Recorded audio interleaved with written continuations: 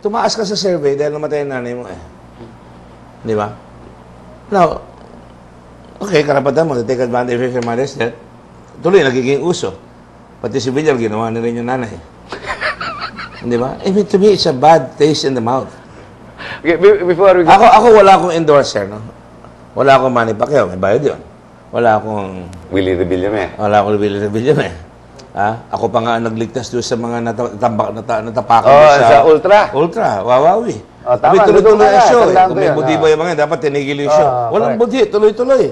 Namamatay yung mga tao sa labas, tuloy-tuloy. Andun kami, namumulot ng patay. Naasikaso ko sa ospital yung mga tao. Marami kaming ganyan, hindi lang ako. But, kasi nasabi ko lang, pwede natin buksan lahat ng issue. The point is, when you run for president, sabihin mo kung anong kakayanan mo, anong track record mo. Sabihin mo lahat. I don't need somebody na, boboto ko yan. Bakit? Mahina ka ba't hindi ka makapagsalita ng sarili mo? Kailangan ba mag-endorse? 35 million yan. How do we address media that is supposed to lead am I too frank? No, I find it refreshing, but then again, I've had you in my show, and every time I listen to you, ganun ka naman talaga eh. Diretso ka magsalita, hindi ka pa ikoy-ikoy. Because the truth shall set us free. Ako, pag tumingin ako sa mirror, am I doing something wrong? And I say, no, I don't think so. Because I can be friends with you, I can ask you that question without meaning any disrespect. You should answer. If you hit me, I will answer you. I'm not even hitting them. Ask me. Nakagawa ba ako ng trabaho sa Subic? Yes, 200,000. Nag-umpisa ba ako sa wala? Opo. Binugbog kami ng pinatubo. Durog lahat. Iniwanan ko ba ang tao? Hindi po. Nung bang lumindol sa Cabanatuan, nandun ka? Opo. Effective Nung leadership. bang bumaha sa Paniki Tarlac, nandun ka ba? Opo. Sa Pangasinan, nandun po. Nung nagkaroon ng epidemic sa Laguna at saka sa Pangasinan, nandun po. Yung nga pong binigay na pera sa akin sa birthday ko na 3.2 million, na niraise ko para sa Red Cross, napunta po sa Pangasinan. Nagbigay po ako ng relief dyan. Laki naman ng regalo mo. Sama mo naman ako, 3.2 million. Diba, labas sa 5 banta, 6 na milyon binayad sa akin ng Procter & Gamble. Red Cross.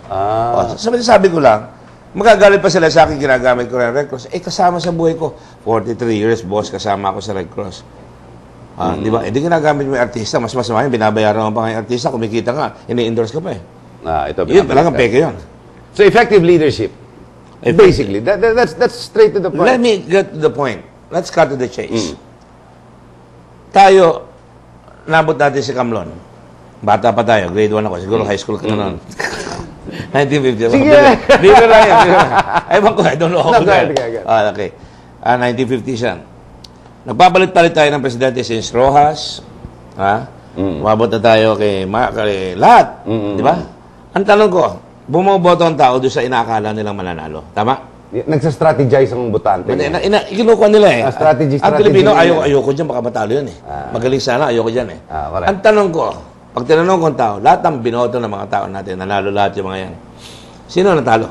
Ang tao. Tao. Pag bumoto ka na mali, talo. Tanongin kita, nag-improve ba ang buhay natin from 1946 to the present? Sa mga presidente binoto nyo, sa mga leader na binoto nyo, nag-improve ba ang buhay ninyo? Hindi po. Because of ineffective leadership. Because po ang Korea nag-improve kay Park Chung-hee. Lee Kuan Yew nag-improve po ang Singapore. Ang Japan po nag-improve sa LDP. Lahat po nag-improve. Ang Pilipino hindi nag-improve. Number 1 tayo. Nagpadala pa tayong troops sa Korea. Nagpadala tayong troops sa Vietnam. Naunahan tayong lahat. Tayo yung pinakamagaling ng araw. Highest literacy rate. Ganun pa rin. Pero tanong kita. Biro lang ito. Okay, magagalit. Matubato sa langit. Tingnan niyo ang pera ninyo. Sino nakalagay? Quezon, di ba? Hindi.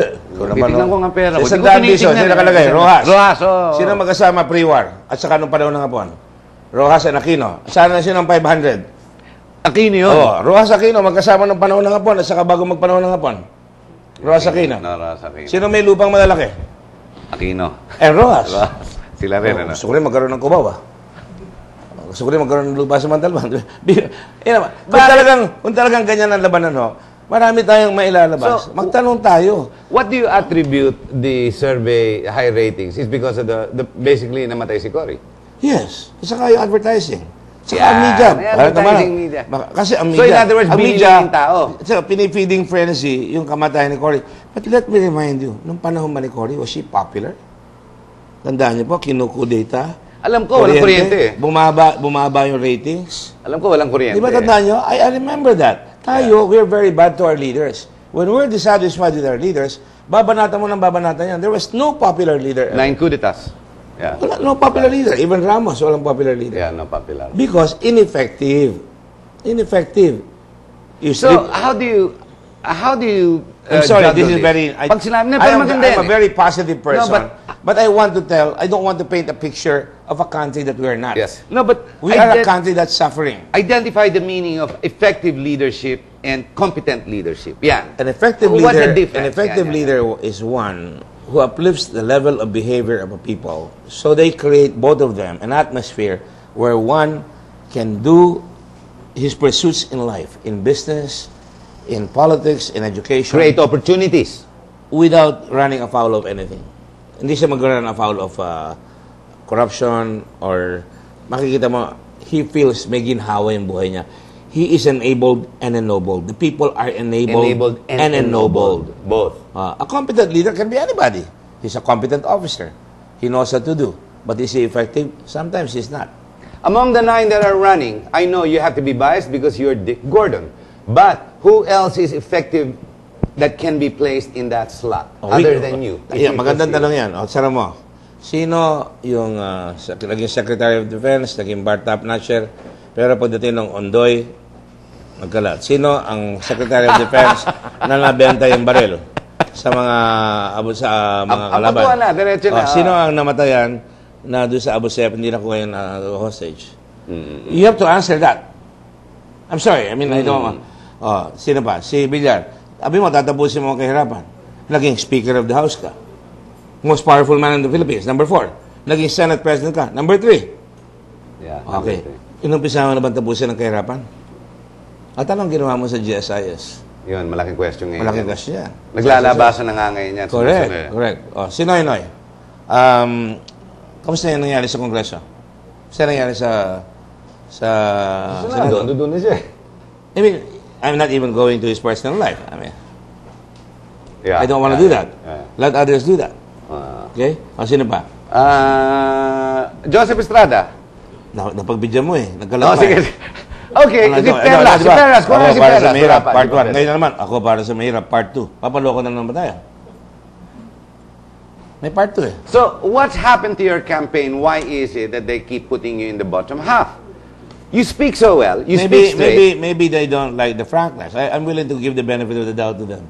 Maybe they don't like the frankness. But consider this. If I lose the election, I lose my Senate position, right? If Noynoy loses this, he goes back to the He goes Senate. back. You don't go back to the Senate. I don't go back You to the don't go Senate. back to the Senate. Tumaya ako. Ganun ako eh. I'm a risk taker. You've I always lay it been. all on the line. But you've never lost an election. Correct. But because I think that if I don't do this now, ang tao masyadong lalalim. Look at the challenges ahead. Now, let's go to the challenges ahead. You're giving them too much importance. But importante yan because ang tao, tandaan nyo lang sinabi ko, since 1946 to the present, talo palagi ang tao. Nanalo na ba tayo po? Wala pa eh. Wala pa. So far, wala pa. Ang araw na nanalo tayo. Kumbaga sa basketball, number 3 tayo. Nung araw ngayon, bumaksak na tayo. Nung araw, number 1 tayo sa education. Ngayon, bumaksak na tayo. Nung araw, tayong tinitingala ng buong Asia. Ngayon, bumaksak na tayo. Now, let's go now to what your question is. No.